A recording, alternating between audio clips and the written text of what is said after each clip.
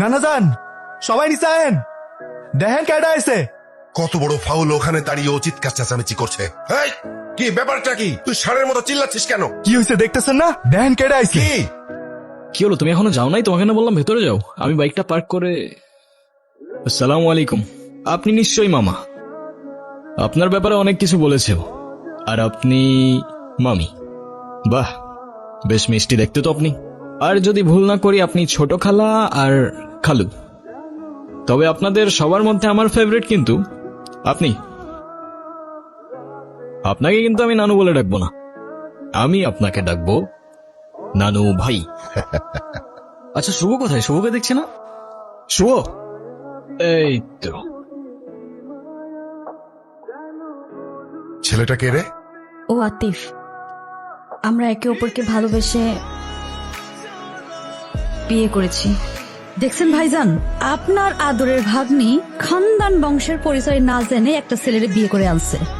হাব্বাজান, আপনি এখনো চুপ করে আছেন কেন? আপনি কিছু বলেন না কেন? হ্যাঁ ঠিকই তো, তুই এই শুভ কাজটা একা করলি কেমনে? না মানে সাহস পেলি কিভাবে? আব্বা, এতে মনে হচ্ছে আপনি খুব খুশি। এত কুতুর মুতুর করে কেন কথা বলছেন? আব্বা, আব্বা, আমি আমার ভাগ্নিকে ঢাকায় পাঠিয়েছি কেন? লেখাপড়া করাতে, তাই না? ও বড় বড় ডিগ্রি নিয়ে আসবে, সনদ নিয়ে আসবে। ও কি এনেছে? হ্যাঁ এনেছে, একটা কিছু তো এনেছে। ও বাড়িতে একটা বনশিয়াল নিয়ে এসেছে। ছে, তুমি কিছু মনে করো না, আমার ছেলেটা ওর মায়ের মতো একটু বেশি রাগি, তাই মাঝে মধ্যে ওরে আমি হাফ পাগল বলি। দেখলেই বোঝা যায়। আয় নাচ জামাই রে, উপরে আয়। চলো চলো। কি? আসসালামু আলাইকুম। ওয়ালাইকুম আসসালাম। ভালোবাসার মানুষ তখনই সুন্দর যখন সে আমার আপন মানুষেরও ভালোবাসার মানুষ হয়। আচ্ছা, এরকম মন খারাপ করে বসে থাকলে হবে? যা হবার তা তো হয়েই গেছে। গুনগুন তার পছন্দ মতো বিয়ে করেছে, এতে রাগ করার কি আছে? তুমি কেন ব্যাপারটা বুঝতে পারছো না? শুধুমাত্র টাকার লোভে এই ছেলে আমার ভাগ্নিকে বিয়ে করেছে, আর কিচ্ছু না। বুঝছো, আজ কিন্তু আমাদের নাতনিটা নতুন জীবন শুরু করলো। তোমার কত ইচ্ছে ছিল এই দিনটা দেখা।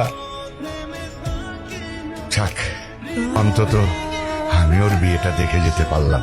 নাচ জামাইটা দেখতে কিন্তু রাজপুত্রের মতো, আমাকে ভাই বানিয়ে ফেলেছে।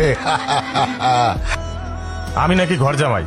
তোমার বাপ ভাইয়ের টাকায় আমি খাই, তোমার বাপ ভাইয়ের টাকায় আমি চলি। এবার দেখা যাবে তার ভাগ্নি জামাই কোথাকার কোন মহারাজ। উফ, চুপ করো তো। ভালো বংশের মেয়ে পেয়েছে না, ওটা দেখে ফাঁদ পেতে গুনগুনকে বিয়ে করে নিয়েছে। না জানে ছেলেটার মতলব কি। উফ, তোমরা একটু চুপ করো তো, বিরক্ত করো না, আমি পড়ছি। তুমি এইসবে রাজি কেন হলে? এত বড় রিস্ক যদি কেউ জানতে পারে তাহলে তো তোমারও তো একটা জীবন আছে। তোমার ভয় লাগলো না? আমার জীবন তো রিস্কের উপরেই চলে। আর তাছাড়াও সবার লাইফের পূর্ণতাতেই তো কারোর না কারোর একটা ইম্পর্টেন্ট ক্যারেক্টার থাকে। তো কে জানে, হতে পারে খোদার তরফ থেকে তোমার লাইফের সেই ইম্পর্টেন্ট ক্যারেক্টারটা আমি। কি না ভাই?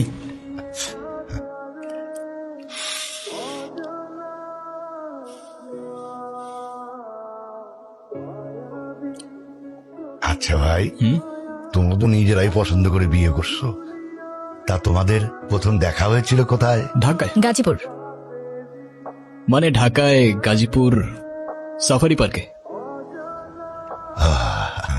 আব্বা, ছোট লোক কখনো জাতে উঠতে পারে? বলেন আমাকে পারে? শোনেন, ওই যে একটা কথা আছে না, নদীর পানি কিন্তু সাগরে গিয়ে মেশে, আর কুয়োর পানি সাগর তো দূরের কথা, নদীর ধারে কাছেও তো যেতে পারে না। মামা, এটা কিন্তু আপনি ভুল বললেন।